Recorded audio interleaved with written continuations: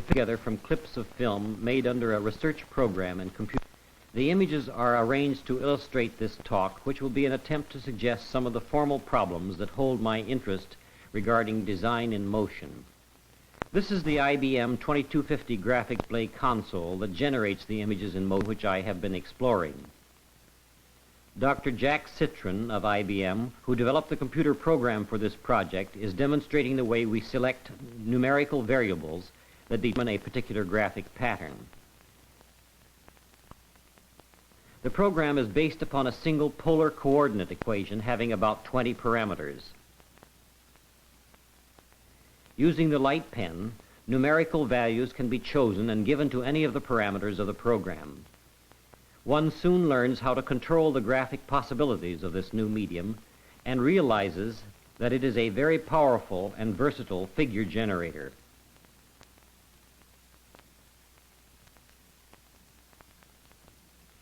When the camera is used, control of the computer program is by punched cards, not the light pen. The camera, using black and white motion picture film, is automatically operated by control signals generated by the computer program. At a later stage, I recopy, with an optical printer, the black and white images onto color film. Using an assortment of color filters and superimposers, I am able to produce the images which you will see in the remainder of this film. This is one kind of action that I have been exploring. Asymmetrical, not center-oriented, a fluid kind of motion that is not stuck in one place. This motion is multiplex, no static elements except when it comes to rest. It has a path in space which is approximately a trajectory. I call it a linear figure.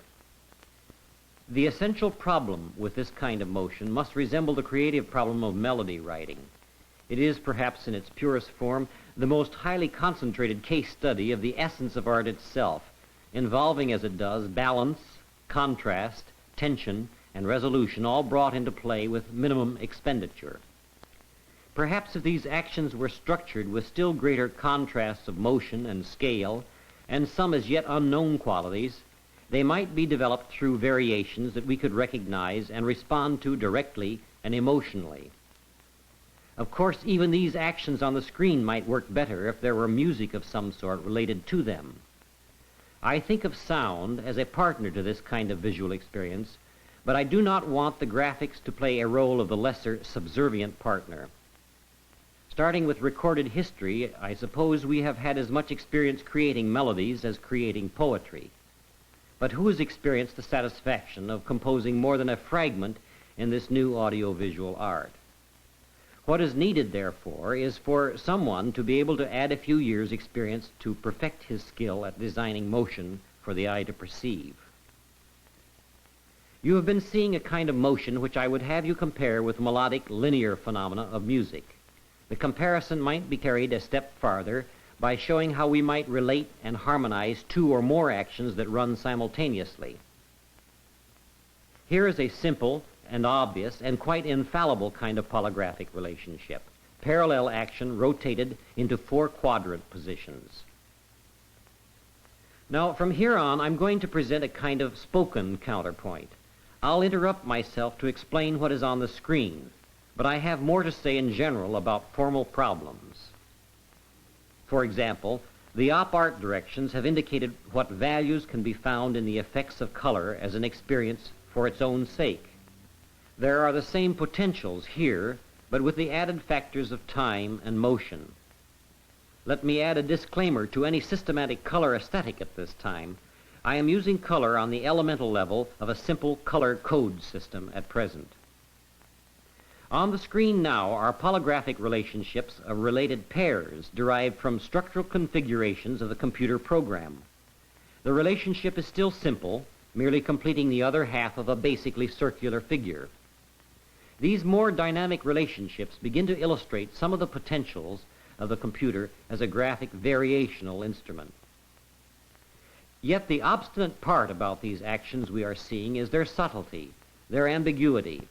They remind me of certain optical puzzles. You actually have to be sharp-eyed and have your wits about you to see these relationships I am describing. This becomes too much a kind of intellectual game. All this that you see here should impinge upon the emotions and feelings directly. It does not do that very well, but I think it can and will. Now, here the pairs show their mating relationship as they move in a depth of space. Music, of course, has its impact directly, and emotions are involved in composing music. The tiresome misconception that composers work in a heat of passion has given way to its opposite, that the short-haired modern composer is supposed to be all brain. I don't have to labor the point that music and music composing actually allow for a free and easy involvement of the emotions. But I must say, to get emotionally involved creatively at the computer is not easy. One considerable problem has to do with the matter of real time.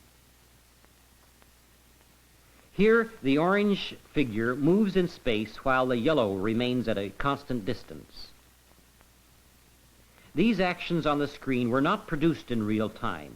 In fact, it takes 3 to 6 seconds to produce one image such as we see here, passing at the rate of 24 frames per second. One 20-second sequence requires about 30 minutes computer time. Then I must wait some 12 hours or more to see my film after it is processed. This is another dynamic relationship. The yellow and orange figures complete a closed figure, but the connecting lines are organized differently. Imagine how handicapped a pianist would be if his piano made not a sound as he played on it, and he had to wait some 12 hours before he could hear the music he had performed. The musician's reactions and his emotions and feelings are easily involved because all musical instruments to this day have operated in real time. But computers are evolving toward real-time operations with a material as complex as this, and I expect some of the hardships to ease. Now, these mated pairs advance and retreat in time opposed to each other. As difficult to combat as the old misconceptions about the romantic composers may be the ideas floating around that we may turn to art by computer as a labor-saving device. There is so much misunderstanding about the so-called electronic brain, which is supposed to do the work of 100 or 1,000 scientists. You can already expect to hear talk of the computer doing the work of many artists.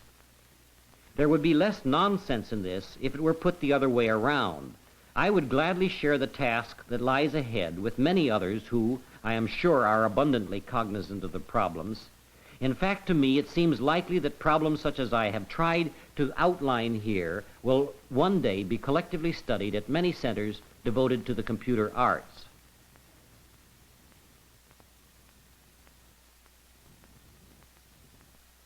Now, in conclusion, I would like to present a brief analysis of the film Permutations, which is the most recent of several films which I have made as one of the many activities within my IBM research project.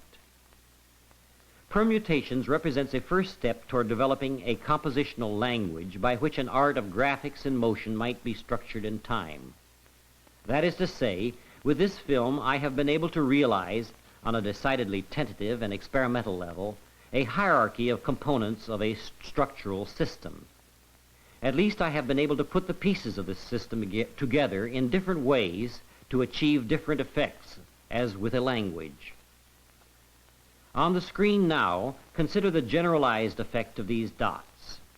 Whether moving in orderly, deliberate paths or bouncing around in seemingly random fashion, they have a lively, dynamic quality, and they form collectively into figures at times in ways which I find I can arrange with much more graphic integrity than any of the other line figures of the first part of this talk. This dot pattern domain of the computer program might be compared with an alphabet. If so, at the next level of complexity, the dot patterns form into words, each word having a 200-frame or approximately an 8-second duration. The words in turn can be fitted contextually, one after another, into sentence structures, such as you see on the screen now. My use of a parallel to language is only partially descriptive. One is again moved to draw parallels with music, and the next term I would use is, of course, counterpoint, or more exactly, polyphony. But comparisons with either language or music are tenuous at best.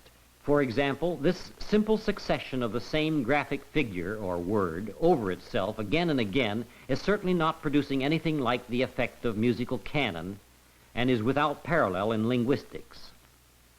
In summary, I must comment that if this kind of computer art study looks like a lot of fun, which it is, let me add there is some agony in it too. A few years ago, a fairly serious survey lecture on the state of the computer art at Rand concluded with the lecturer's own aphorism: computers are getting smaller, faster, and cheaper year by year. My threefold agony is that computers are not small, fast, or cheap enough. Let me say here, my use of the word agony is really in the lofty Christian sense. I don't personally suffer, but I do for others in the sense that because, 1, computers are not cheap, fewer people have an opportunity to use them as I do. 2, because computers are slow, people have to wait in line behind me while I do a camera run. And 3, computers are too big to take home over the weekend to finish work when it gets behind schedule. Still, computers are becoming smaller, faster. Suppose my real agony is one of impatience. I expect to see one day an art of graphics as a regular daily part of television programming. I am impatient with the probability that to bring this about will require about as much invention, hard creative work, and digestion of many new techniques as will be required to bring about the home television-size computer.